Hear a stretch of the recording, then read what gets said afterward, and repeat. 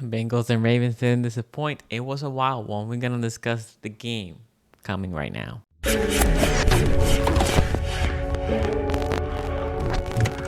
Renegade.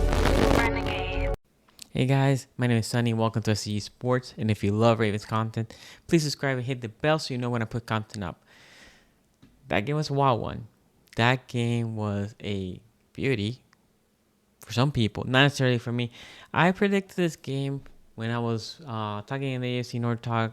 There was going to be a game that neither Bengals or Ravens fans will enjoy, but the rest of the league will enjoy. And it was just that because I think people don't enjoy like pure, just normal, complete football game.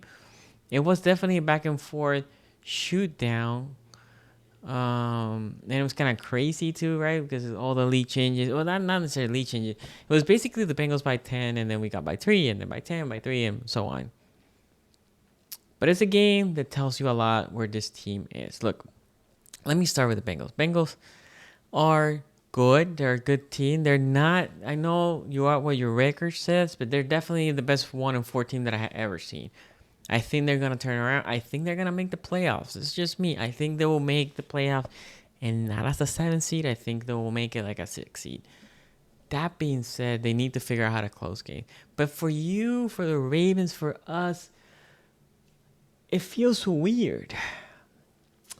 When was the last time that you remember having a Ravens team that is this bad defensively?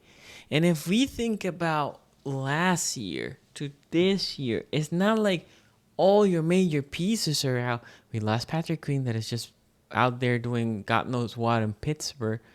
But other than that, your D-line looks better than last year. You're actually front D-line, right? Van Noy has been playing great. We also lost Javanian Clowney, but Owe has been producing pressures and sacks, right? So your front has been looking better. Your linebacking core, I had to admit that Roquan looks a step behind on every play, right? Simpson looks decent, but then your secondary, if you take them on an island, Wiggins looks good when you flash him and you just put him there. And Marlowe also.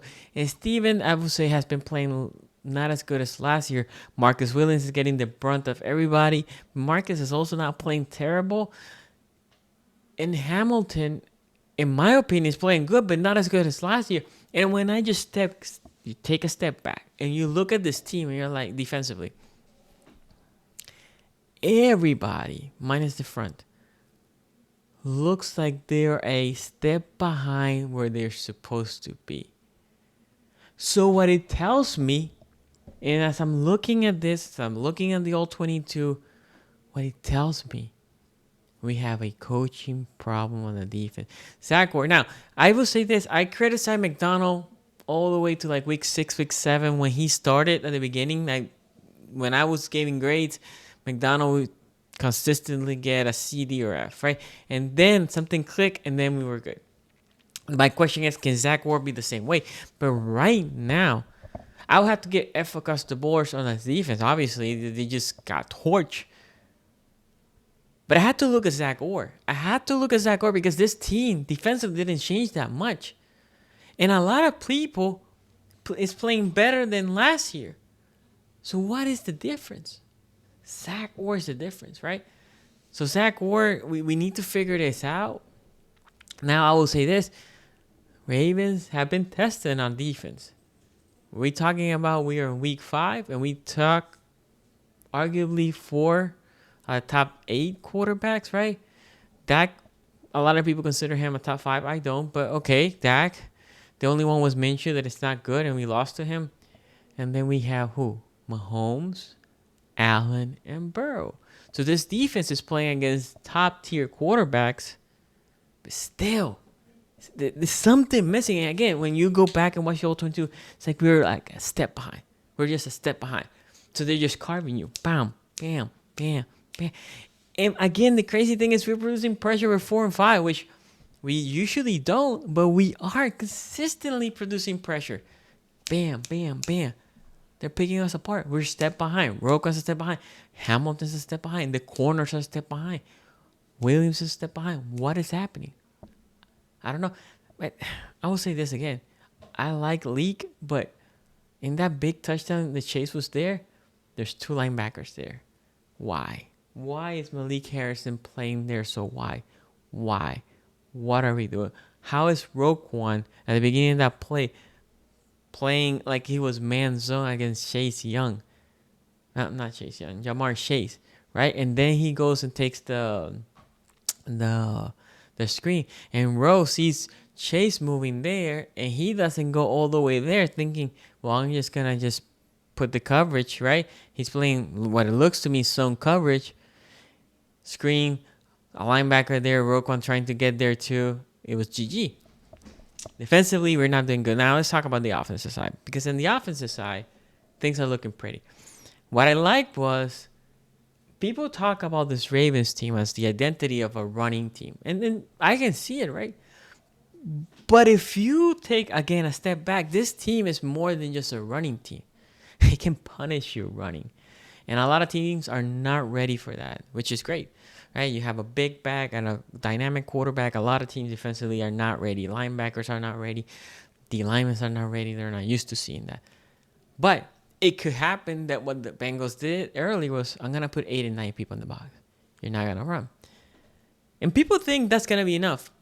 But Lamar Jackson and the Ravens receivers and tight ends are getting open in space. Now, I will say this, even though Lamar was magnificent, spectacular, he left a lot of plays out there. There was a lot of plays, a lot of passes that guys were open. He couldn't get it there. He's not stepping into that throw, right? The O-line has been gelling well. And I will say this, I still think Fahalele should be benched, because the only problem this week was BJ Hill was great against who? Fahalele. I think if Voorhees ready, put Voorhees on the left, kick Bakari on the right, and that is your best line, right? Bakari right, Voorhees left, and leave Rosengarten in the right tackle. But that being said, the passer Andrews had to basically go back and go down. That could have been an easy touchdown, right?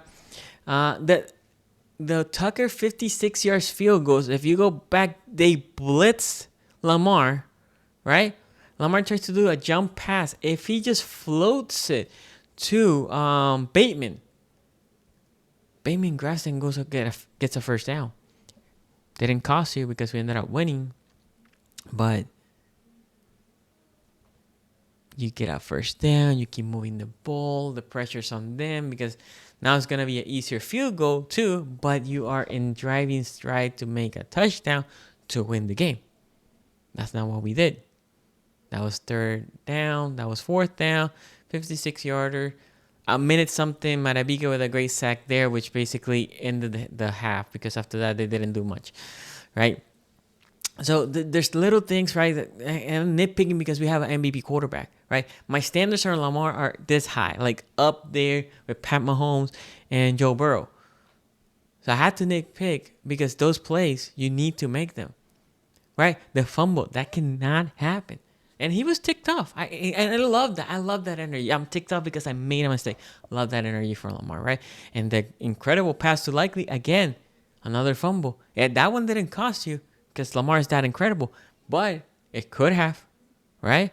It could have. So he needs to make sure those little things are clean. But the offense, let's say Flowers is playing magnificent. And what I like is a lot of people will come to me like, oh, Mark Andrews ain't doing shit. Say Flowers, oh, look at, he barely did anything. And then look at Likely, 1 catch for 15 yards. Oh, this receiver is... No. What it is this offense is looking to you in your face and saying, okay, you're going to stop the run. Okay, stop it. 8, 9 people? Sure, stop it. Boom, boom, boom. Oh, we need to go back. They're killing us on the pass. Oh, you're going to do that. Henry and Lamar, boom, boom, and Justice Hill, boom, boom, boom. We're working. So how you stop this thing? And that is right now where the Ravens offense looks to be dynamic. They can beat you multiple ways, because it's not only a running identity. This is a touchdown scoring team. We're second in the league in points behind Washington, which we'll see what we're gonna do with them. But we're second behind them because it's a scoring first team. We're gonna do it rushing. We're gonna do it throwing.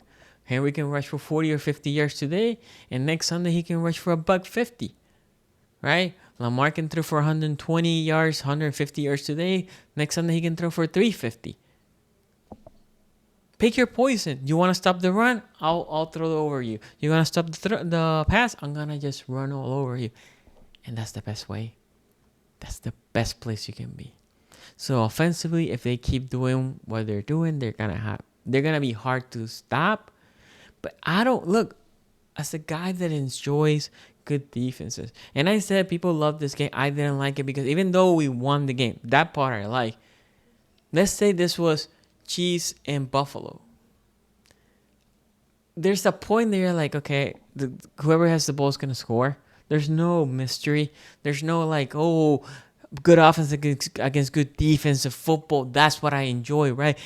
Good trenches, good corner receiver battle. That was none of that in that game, right? So that's the part that I said it wasn't a good game, but in the dramatic effect, that part it was. So look, this is a game that you learn from it. You're gonna get Daniels. Daniels does a lot of stuff that Lamar does, not as good, and that defense is not as good. So you should be able to score points, but the defense, what are you gonna do? Zach Orr right now, film study. What is happening? Why the guys are a step behind? What defensive play calls are you doing? The teams are figuring out that easily. What is happening? Do you need to disguise more? What is going on? All that needs to be happening right now in the castle. I'm sure the Costa and Harbaugh probably talking to him. But more than that, if I was the Ravens, look, this is a bad year in the AFC right now. You look at the records. The Ravens are second best, only to KC. It's not like KC's looking like here unbeatable, but they are undefeated. I'll bring Salah right now. Like if I was the Ravens, come on Salah, consultant, help young CEO, help him. We pay consultants all the time. We did it with Spec Nolan. We did it with the guy that was in Buffalo. They used to be the Vikings coach. Name's escaping me. Secondary coach. He was here as a secondary coach, and then he went to be a defensive coordinator somewhere else. Leslie Frazier. Hey, we've done this before. Bring Salah. Zach, because the problem is not that you only lost McDaniels, you also lost a bunch of other guys. Salah has been a D coordinator before. Salah can help Zio through the game, right? He can consult with Salah in the game. I think you bring Salah. I think that would be magnificent. They should do that. Hopefully they do. Again, this is not a money thing. Steve Bishotti pays whatever John wants consulting wise. So go ahead. That's how Giro got here, right? Remember Giro got here as a consulting and then he became the OC. I'm not saying fire Zach Orr. It's too early for that. But having that guy here helping Zach Orr because something needs to change in the defense. That's what I'm thinking. But I would like to know your thoughts. Put in the comment section below. What do you thought of the game? Do you like it? Do you hate it? Who do you think needs to do better? And what is your expectations for next week? We'll see you next time.